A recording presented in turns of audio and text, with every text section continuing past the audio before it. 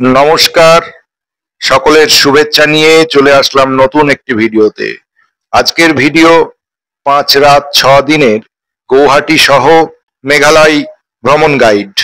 অসম তথা উত্তর পূর্ব ভারতের অন্যতম প্রবেশদ্বার কামরূপ জেলার এই শহর গুয়াহাটি অসমের শিল্প সংস্কৃতির অন্যতম পীঠস্থান।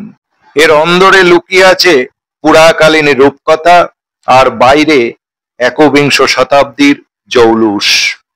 ভারতবর্ষের বিভিন্ন অংশের সঙ্গে রেলপথ ও বিমানপথে যুক্ত এই শহর গুয়াহাটি। কলকাতা থেকে আসার কিছু ট্রেনের নাম্বার ও স্ক্রিনে দিয়ে রাখলাম, আপনারা দেখে নেবেন।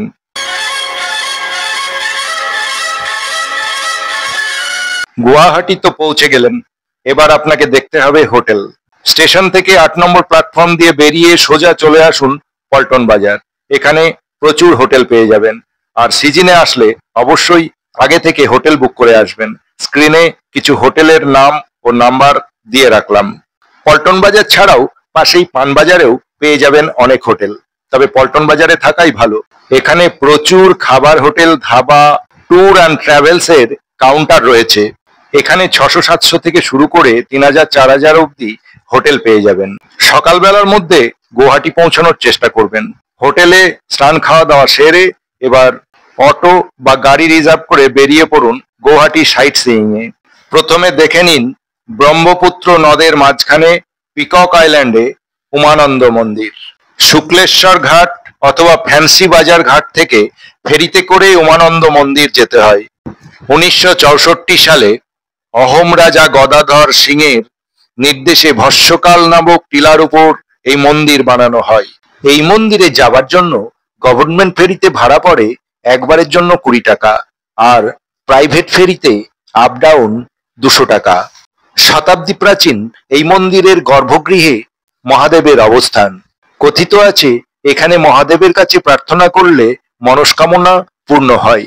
এই মন্দির প্রাঙ্গণ থেকে ব্রহ্মপুত্র নদ ও পারিপার্শ্বিক দৃশ্য অসাধারণ। উমানন্দ মন্দির দেখে চলে আসুন বিষ্ণু চক্রেশ্বর। এটি আসলে পুরানো বিষ্ণুর মন্দির। এই মন্দিরের প্রবেশদ্বারেই দেখতে পাবেন রথের উপর বিষ্ণুর ভাস্কর্য। এখানকার প্রাকৃতিক পরিবেশ অতি মনোরম। এরপর অসমের অন্যতম বিশিষ্ট বৈষ্ণব সাধক শ্রীমন্ত শঙ্করদেবের নামে শ্রীমন্ত শঙ্করদেব কলাক্ষেত্র। এরপরেই চলে আসুন শহরের কেন্দ্রস্থল থেকে 11 কিলোমিটার দূরে বশিষ্ঠ আশ্রম। এখানে পাহাড় বেয়ে নেমেছে 3টি নদী, আর এই 3 নদী মিলে হয়েছে বশিষ্ঠ গঙ্গা। এই 3 নদীর নাম ললিতা, কান্তা আর সন্ধ্যা। এখানকার পারিপার্শ্বিক দৃশ্যও দারুণ। এখানে বেশ কিছুটা সময় আপনি কাটিয়ে দিতে পারেন নির্বিঘ্নে। পরের গন্তব্য হোক চিত্রশাল পাহাড়ের উপর নবগ্রহ মন্দির। অষ্টাদশ শতাব্দীর এই মন্দিরে পূজিত হন 9 গ্রহ। গ্রহগুলির আলাদা কোনো মূর্তি বা প্রতিকৃতি নেই, আসলে সবগুলি শিবলিঙ্গ। গুয়াহাটি লোকাল এই সাইট সিনে অটো ভাড়া পড়বে 1500 থেকে 1800 টাকা, আর 4 চাকা রিজার্ভ করলে পড়বে গাড়ি বিশেষে 2 থেকে 3000। সন্ধ্যাবেলা হোটেলে ফিরে পরের দিন কামাখ্যা যাওয়ার জন্য গাড়ি ভাড়া করে রাখুন, অথবা অসম পর্যটন দপ্তরের কাউন্টার থেকে বাসের টিকিট করে রাখুন। বাসে ভাড়া পড়বে 20 টাকা মতো, আর অটো রিজার্ভ করলে ভাড়া পড়বে 200 থেকে 250 টাকা মতো। দ্বিতীয় দিন সকাল সকাল হোটেলে স্নান সেরে বেরিয়ে পড়ুন কামাখ্যার উদ্দেশ্যে। গুয়াহাটি থেকে কামাখ্যা মন্দির 12 থেকে 15 কিলোমিটার, সময় নেবে 30 থেকে 35 মিনিট। বাস বা অটো থেকে নেমে কিছুটা পথ হেঁটে চলে আসুন মন্দিরের দিকে। 2 সাইডে অসংখ্য দোকান। ডান দিকে কুপনের লাইনে দাঁড়িয়ে কুপন সংগ্রহ করে চলে আসুন দর্শনের লাইনে। এইখানে হাতে বেশ কিছুটা সময় নিয়ে যাবেন, কারণ এই কুপন সংগ্রহ করতে বেশ কিছুটা সময় চলে যাবে। নীলাচল পাহাড়ে অবস্থিত কামাখ্যা মন্দিরে দেবীর ভৈরব হলেন শ্রী উমানন্দ। কামাখ্যা মন্দির 51 সতীপীঠের অন্যতম পীঠ। এখানে নাকি কথিত আছে দেবীর যোনি পড়েছিল। মন্দির খোলা থাকে সকাল 5:30 থেকে রাত্রি 10টা পর্যন্ত। কামাখ্যা মন্দির থেকে বেরিয়ে চলে আসুন কামাখ্যা মন্দির থেকে আরও প্রায় 165 ফুট উঁচুতে নীলাচল পাহাড়ে ভুবনেশ্বরী মন্দিরে। এখান থেকে ব্রহ্মপুত্র নদের ভিউ খুব সুন্দর। ভুবনেশ্বরী মন্দিরে প্রতিদিন দুপুরে মায়ের ভোগ বিতরণ করা হয়। আপনাদের হাতে সময় থাকলে এই ভোগ আপনারা গ্রহণ করতে পারেন। এবার হোটেলে ফিরে কিছুক্ষণ বিশ্রাম নিয়ে সন্ধ্যাবেলা পল্টন বাজারের আশপাশটা একটু ঘুরে দেখুন। আর অবশ্যই পরের দিন শিলং যাওয়ার জন্য গাড়ি ভাড়া করে রাখুন। এবার আমাদের এই ভ্রমণের তৃতীয় দিন।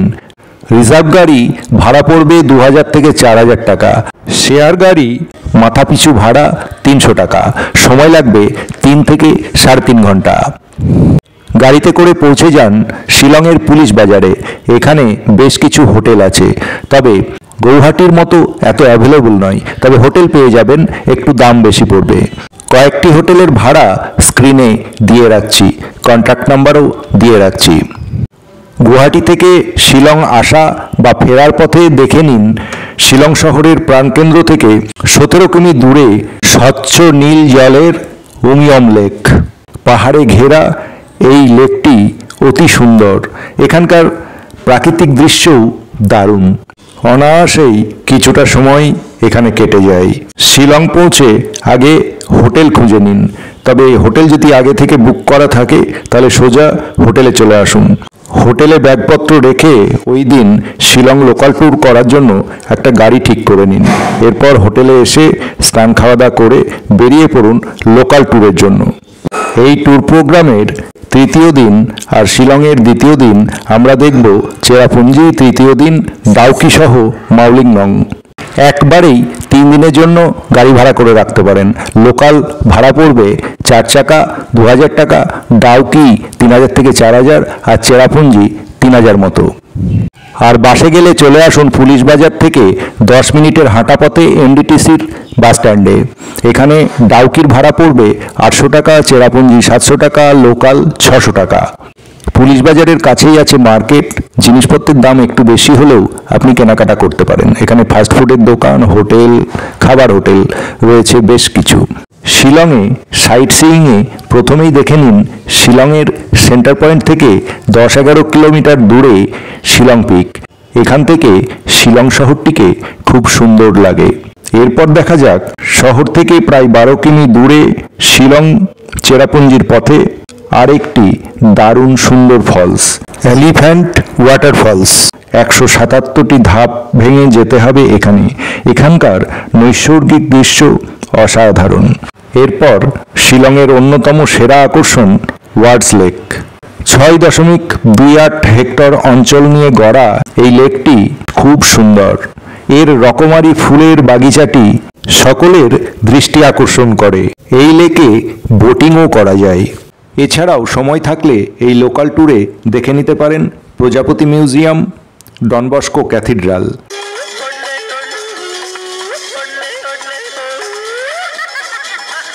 গুয়াহাটি শিলং ট্যুরের চতুর্থ দিন আর শিলংয়ের দ্বিতীয় দিন। এবার যেতে হবে চেরাপুঞ্জি। শিলংয়ের কেন্দ্রবিন্দু থেকে দূরত্ব 56 কিলোমিটার। সময় লাগবে 2 ঘন্টা মতো। সবুজের চাদরে মোড়া চেরাপুঞ্জি যেন এক স্বপ্নের রাজ্য। চেরাপুঞ্জিতে দেখে নেব ডিম্পেক ভ্যালি। এরপর একে একে দেখে নেব green valley view point, Noukhali waterfalls. এরপর দেখে নেব 7 সিস্টার ফলস, ইকো পার্ক এবং ভিউ পয়েন্ট, যেখান থেকে বাংলাদেশের অনেকটা ভিউ দেখা যায়। 7 সিস্টার ফলস পূর্ব খাসি পাহাড়ের মৌসুমাই গ্রামে অবস্থিত একটি ঝর্ণা। এখান থেকে ফিরে সোজা শিলংয়ের হোটেলে। পরদিন হোটেল থেকে সকাল সকাল বেরিয়ে পড়তে হবে ডাউকি সহ মাউলিনং ভিলেজ ট্যুরের জন্য। শিলং থেকে ডাউকি 80 কিলোমিটার রাস্তা। সময় লাগবে 3 থেকে 3.5 ঘন্টা। ডাউকি যাওয়ার পথে দেখে নিন ভিউ পয়েন্ট, অসাধারণ নৈসর্গিক দৃশ্য। ডাউকিতে উম্বার নদীর ওপর বোটিং করতে পারেন। নৌকাতে সর্বোচ্চ 4 জন চাপা যায়। বোটিংয়ের ভাড়া পড়বে 800 থেকে 1200 টাকা। এই ডাউকি পশ্চিম জয়ন্তিয়া পাহাড়ে অবস্থিত বাংলাদেশ ঘেঁষা একটি শহর। এখানকার জল এতটাই স্বচ্ছ যে 12 ফুট পর্যন্ত নদীর তলদেশ দেখা যায়। পাহাড়, উপত্যকা, ঝর্ণা দিয়ে সাজানো চেরাপুঞ্জি একদিকে যেমন তার প্রাকৃতিক সৌন্দর্যের জন্য বিখ্যাত, আর একদিকে এর খ্যাতি কমলালেবুর বাগান, চুনাপাথর প্রভৃতির জন্য। হাতে সময় থাকলে দেখে নিতে পারেন বফিল ফলস। এরপর চলে আসুন মাউলিননং গ্রাম অর্থাৎ মাউলিননং ভিলেজ। বিশ্বের সবথেকে পরিষ্কার গ্রামের শিরোপা পাওয়া এই গ্রাম মাউলিননং গ্রাম। এখানে কিছু হোমস্টে পেয়ে যাবেন, অনেকগুলো খাবার হোটেল আছে, কোথাও বা পাতার ছাউনি দেওয়া ছোট্ট ছোট্ট রেস্টুরেন্ট। এগুলো আপনার অসাধারণ লাগবে। শহরের কোলাহল মুক্ত এ যেন এক নিরাবিল আনন্দের জায়গা। এখানে দেখে নিন লিভিং রুট ব্রিজ। গ্রামের বাসিন্দারাই এই ব্রিজটি বানিয়েছে দর্শক আকর্ষণের জন্য। এই গ্রামটি ভ্রমণ করেই শেষ হবে আমাদের গৌহাটি মেঘালয় ভ্রমণ। এবার এখান থেকে সোজা শিলংয়ের হোটেল, ওখানে রাত্রি কাটিয়ে পরের দিন বাড়ি ফেরার পালা।